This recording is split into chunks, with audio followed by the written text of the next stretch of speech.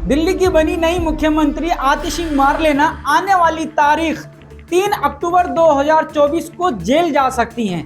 Jail जाने की पूरी वजह क्या है, इसे हम आज की जमीनी हकीकत की खबर में समझेंगे और जानेंगे कि आखिर दिल्ली की मुख्यमंत्री पद पर किसकी बुरी नजर लगी हुई है।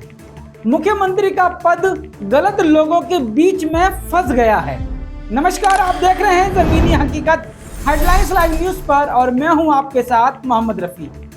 जैसा कि हमने खबर के शुरुआत में ही बताया है कि दिल्ली की मुख्यमंत्री आने वाली तारीख 3 अक्टूबर 2024 को जेल जा सकती हैं और जेल जाने वालों में अकेला नाम आतिशी मारलेना दीदी का नहीं है, बल्कि आप पार्टी के 3 बड़े नेता और भी शामिल हैं, जिसमें आप पार्टी के संयोजक अरविंद केजरीवाल और आप पार्टी के पूर्व राज्यसभा सांसद सुशील कुमार गुप्ता और मनोज कुमार भी हैं। आखिर ये पूरा मामला क्या है, इसकी भी जमीनी हकीकत को समझते हैं।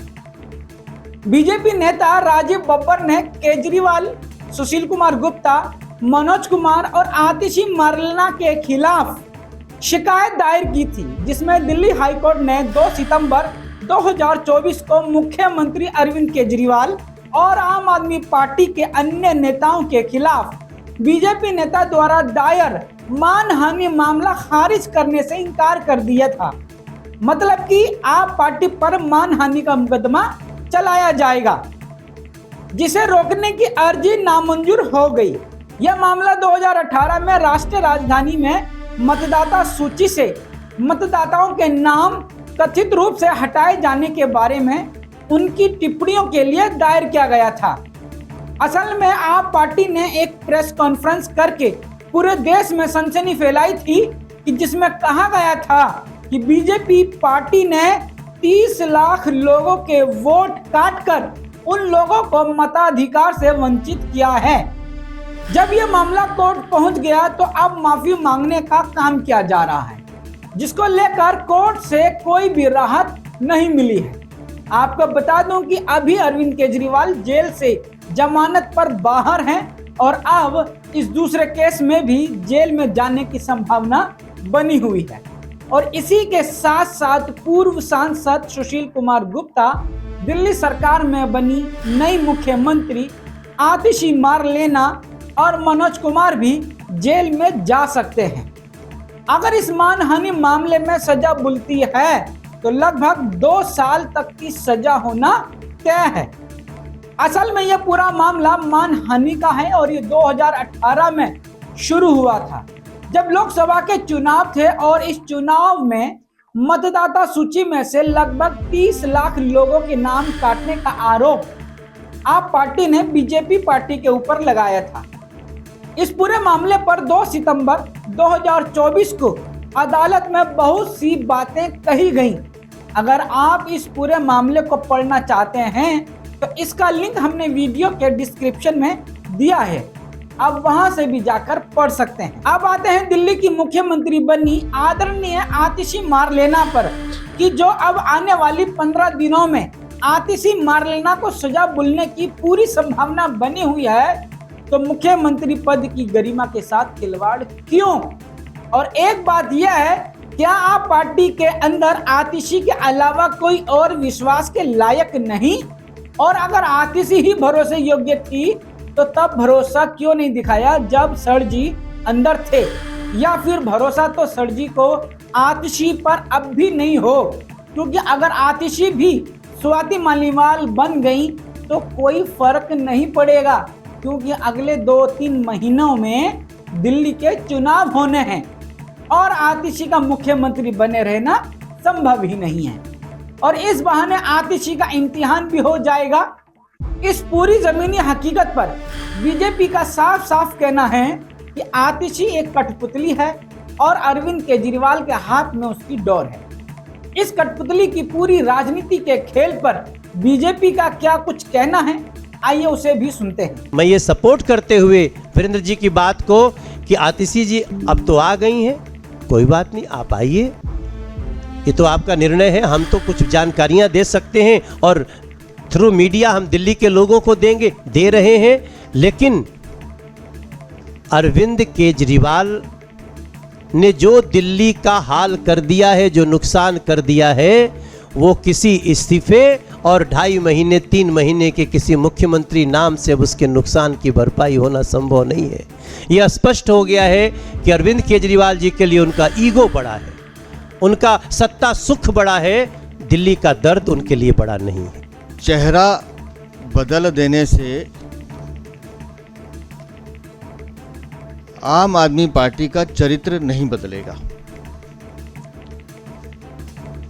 आम आदमी पार्टी का जो चरित्र है वो भ्रष्टाचारी चरित्र है, दिल्ली को लूटने का चरित्र है।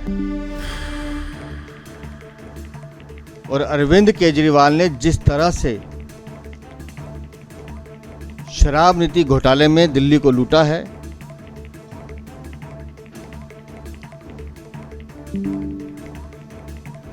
जिस मंत्रिमंडल ने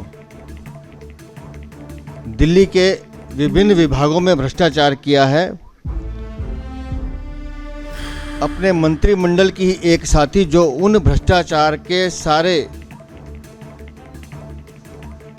जो प्रारूप थे उसमें शामिल रही हैं, ऐसी आतिशी मार लेना को मुख्यमंत्री का उम्मीदवार घोषित करना सीधा सीधा दिल्ली को अराजकता और कम्युनिज्म की तरफ धकेलने का उनका प्रारूप है।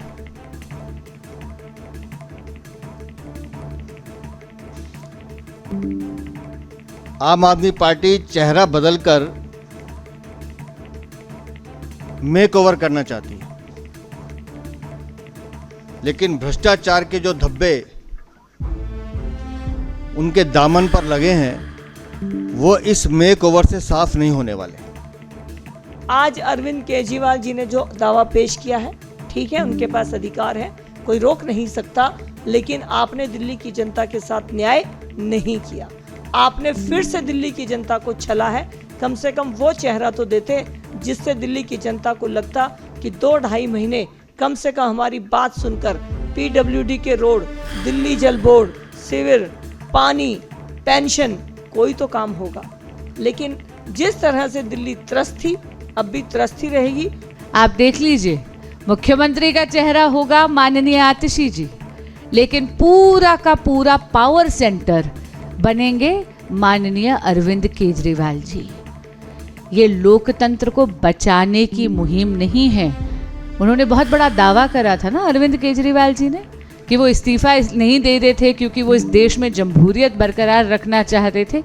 आपके माध्यम से मैं कहना चाहूंगी, अरे आप तो लोकतंत्र की हत्या करने पे तुले हुए हैं, ये कहाँ की रीत। और माननीय आतिशी जी से मैं कहना चाहूंगी कि महिला सशक्तिकरण को 1000 साल पीछे कर दिया आपके इस एक बयान ने। आज अगर आपको मुख्यमंत्री के पद के लिए आपका नाम प्रस्तावित करा गया है तो केवल पद ग्रहण करेंगी, कुर्सी पर आसीन होंगी, उसकी शोभा बढ़ाएंगी, लेकिन दायित्व ग्रहण नहीं करेंगी। पावर किसी और के हाथ में रखेंगी। अरविंद केजरीवाल जी के हाथ में पावर होगी बिना किसी जिम्मेदारी के। ये कहाँ की रीत। आपने सुना कि बीजेपी का क्या कुछ कहना रहा है। इस पूरी जमीनी हकीकत की खबर पर आपका क्या कहना है, आप अपनी भी राय वीडियो के कमेंट्स बॉक्स में जाकर दे सकते हैं। खबर अगर सच्ची और सटीक लगी हो तो खबर को लाइक और शेयर जरूर करें, और अभी तक आपने चैनल को सब्सक्राइब नहीं किया हो तो अभी सब्सक्राइब करें। इस खबर में बस इतना ही। अब मुझे दीजिए इजाजत। शुक्रिया। शब बखैर।